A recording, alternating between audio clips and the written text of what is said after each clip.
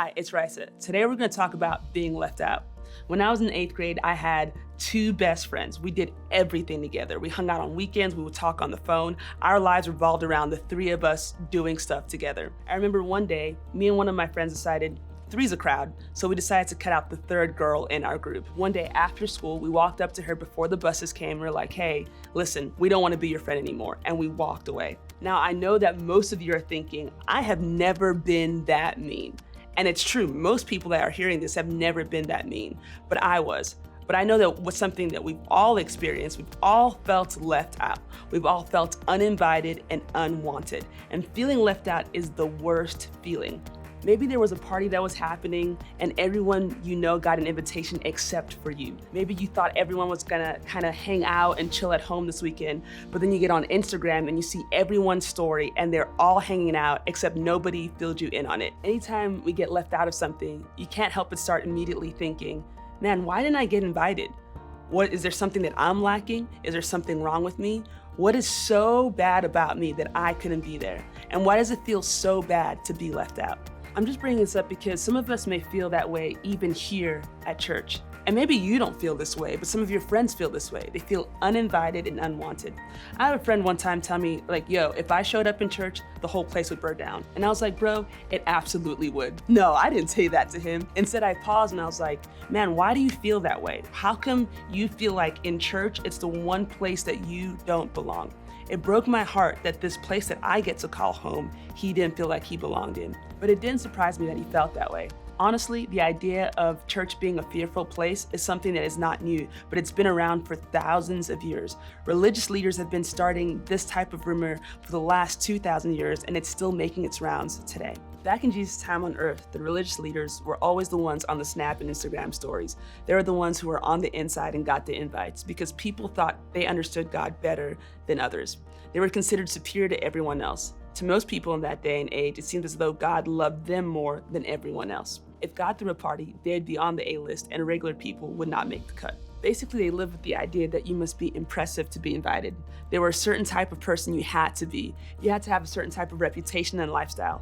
People were convinced that only the people who behaved perfectly were welcomed in the presence of God. After all, God's guest list was only extended to the people who were truly deserving of an invitation. So that's what they taught, that God was only for the holy, noble, good, and worthy. And this meant that a lot of people got left out. Like we said last week, we all have a tendency to believe that some groups of people belong in church and others don't. This thought process has been going on for a very long time. Maybe you felt like you don't belong. Maybe you're sitting there thinking, if anyone knew what I've been up to, it would wonder, why am I here? Or if I, as your pastor, knew what you've been thinking, doing, believing, or doubting, I would tell you that you don't belong here. If you ever felt that way, you're not alone, and there's nothing wrong with you. Jesus isn't where this belief comes from. In fact, Jesus made it really clear how he felt about this idea. And he did that by telling a story. Because remember, Jesus was a great storyteller, and he told parables to give people insight into what the heart of God is all about. So today we're gonna go take a look at a story that he told about who belongs and fits in. And because people had a habit of thinking one way about it, their minds were blown when Jesus disrupted their beliefs and introduced a different way of thinking. The passage begins with Jesus hanging out with some people at a dinner party. Jesus tells a story about inviting a group of people to a dinner party, and a guy jumps in and basically says, what a blessing it will be to attend a feast in the kingdom of God. This dude was really feeling himself. We don't know this for sure, but chances are good that he said this because he assumed that he knew what type of party it would be. So influencers, athletes, and anyone who mattered would be there, the people who were a big deal. And based on the way that religious leaders saw God, he would only invite the most impressive people. But that's not what Jesus had in mind, which is why the great storyteller immediately tells another parable. A certain man was preparing a great banquet and invited many guests. At the time of the banquet, he sent his servant to tell those who had been invited, come, for everything is now ready. This is exactly how a parable would begin. Like a normal story, everything is going as you might think it would, a party was planned, and now it's time for guests. But this parable, like all parables, had a twist. But they all alike began to make excuses. The first said, I have just bought a field and I must go and see it. Please excuse me. If you're the host of this party and you hear that everyone you invited have more important things to do, this would not go over very well at all. And that's how the host of this party felt according to Jesus' story. He was angry and hurt and all this work and no one is going to show. So what does he do? Go out into the streets and alleys of the town and bring in the poor, the crippled, the blind, and the lame. To the people listening to this story, this was a major twist. The host doesn't reschedule. He doesn't send his servant back out to the people that rejected him with the hopes of changing their minds. Nah, the host basically says, if they're not interested in coming, I'm not interested in having them. Go out and find the people who want to be here. The host was a little salty. And that's what the servant does. He invites all the people no one would expect to be there, and when he's done, the servant says there's still room for more. So the host sends him back out and tells the servant to bring in anyone who wants to be there. Why? He wants a full house. He wants people to be there who want to be there, and that's the only qualification. Everyone's invited. The only requirement for getting in is showing up. And the people who do show up are blown away. Why? Because no one had ever considered them to be the kind of people to host at a party.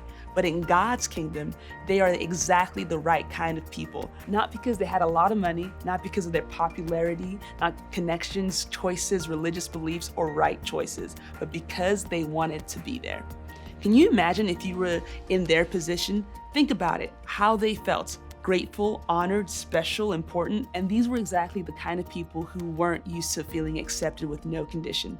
But in this story, Jesus is saying that that's what the kingdom of God is like. Now, what is Jesus trying to convey with the story? What's the point? In the kingdom of God, everyone is invited. Everyone can belong. You don't have to be impressive to be invited. You don't have to believe to belong. You don't have to behave to belong. You don't have to be good to belong. God's invitation includes everyone.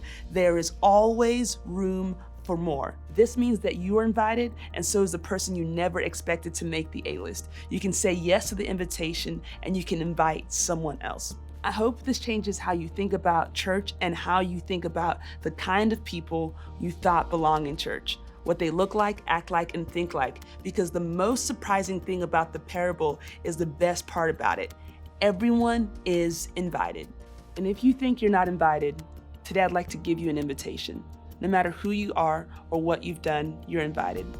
And if that's something that you want to talk more about, please talk with the leader about that today. And for those of you who are already at the party, I want to challenge you to extend the invitation to others, to people you may have written off before and discounted.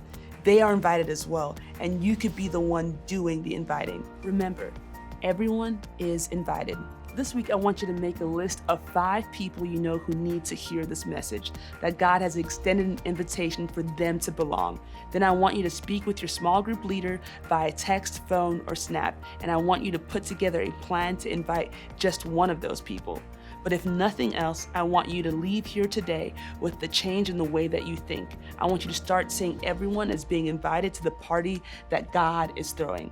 I want you to know that there are no qualifications except that you want to be there. And what if we left here remembering that was true? What if we start to see every person, including ourselves that way, as someone who's invited to be a part of a party, as someone who only needed to show up? I think it would change the way we see God and the people around us. Remember, in the kingdom of God, everyone's invited. Let's leave here believing that. Let's be ready to extend that invitation to others.